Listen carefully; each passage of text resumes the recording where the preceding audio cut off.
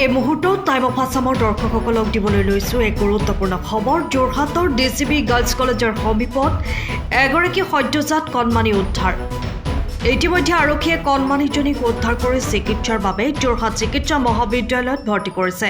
কোনো পাষাণ পিতৃ মাতৃয়ে কলংক নিৰ্মূলৰ বাবেই এনেদৰে সদ্যজাত কণমানিজনীক এৰি থৈ যোৱাৰ সন্দেহ কৰা হৈছে। পুনৰ জনাইছোঁ এই মুহূৰ্তৰ গুৰুত্বপূৰ্ণ খবৰ।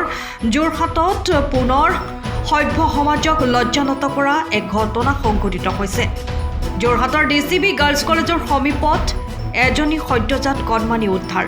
ইতিমধ্যে আৰক্ষীয়ে কণমানিজনীক উদ্ধাৰ কৰি চিকিৎসাৰ বাবে যোৰহাট চিকিৎসা মহাবিদ্যালয়ত ভৰ্তি কৰিছে। কোনো পাষাণ পিতৃ মাতৃয়ে কলংক মোচনৰ বাবেই এনেদৰে সদ্যজাত কণমানিজনীক এৰি থৈ যোৱাৰ সন্দেহ কৰিছে।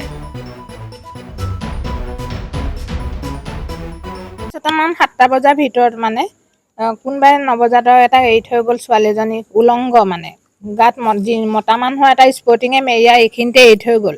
তেনেকুৱা এটা হোষ্টেলৰ ছোৱালীয়ে দেখি আমাক ক'লে। মই গোসাঁইঘৰত চাকি দি আছিলোঁ, চাকি দি ওলাই আহিছোঁহে জাষ্ট। তেনেকুৱাতে পাই পেলাই ছোৱালীজনী পুলিচক খবৰ দিয়া হ'ল। এনেকুৱা আজি অলপ দিনৰ আগতে এটা লেচুবাৰীত হোৱা শুনিছিলোঁ তেনেকুৱা ঘটনা। মই ভাবিছোঁ আৰু দুনাই নহওক, এনেকুৱা নৱজাতক এটা পাবলৈ মানুহে কিমান কষ্ট কৰে। মোৰে ৰাখি থওঁ যেন লাগিছে। ছোৱালীজনীক দেখি এতিয়াও মনত পৰি আছে।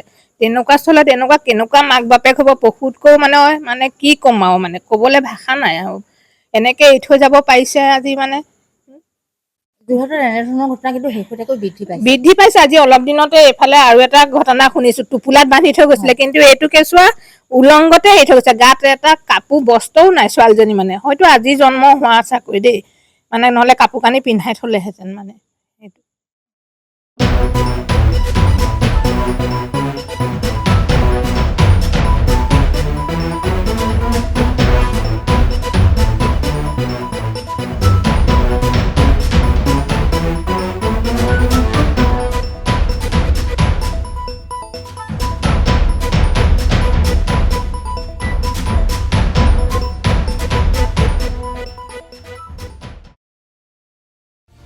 সময়ৰ খবৰ সময়ত পাবলৈ ফ'ল' কৰক টাইম অফ আছাম।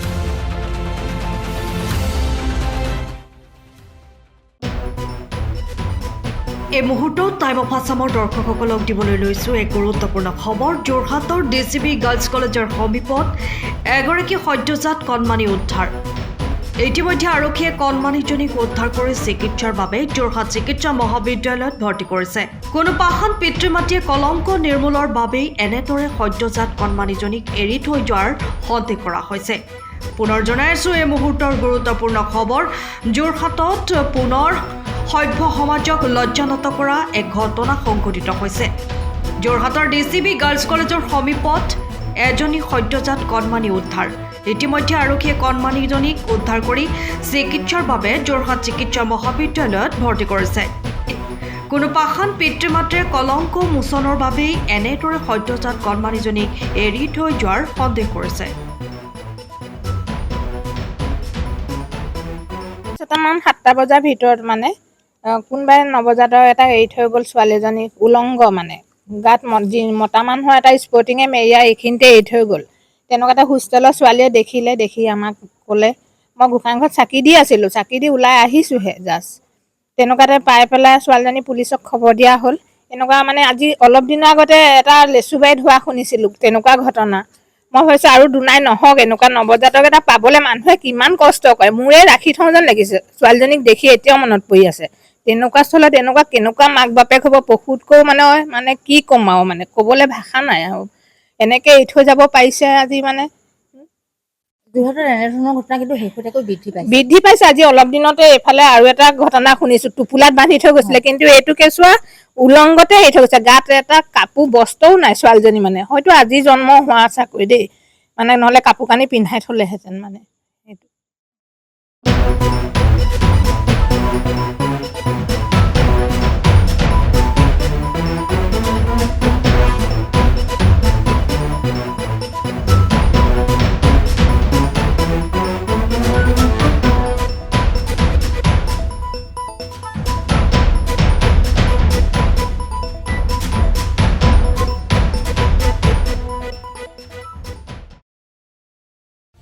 সময়ৰ খবৰ সময়ত পাবলৈ ফ'ল' কৰক টাইম অফ আছাম।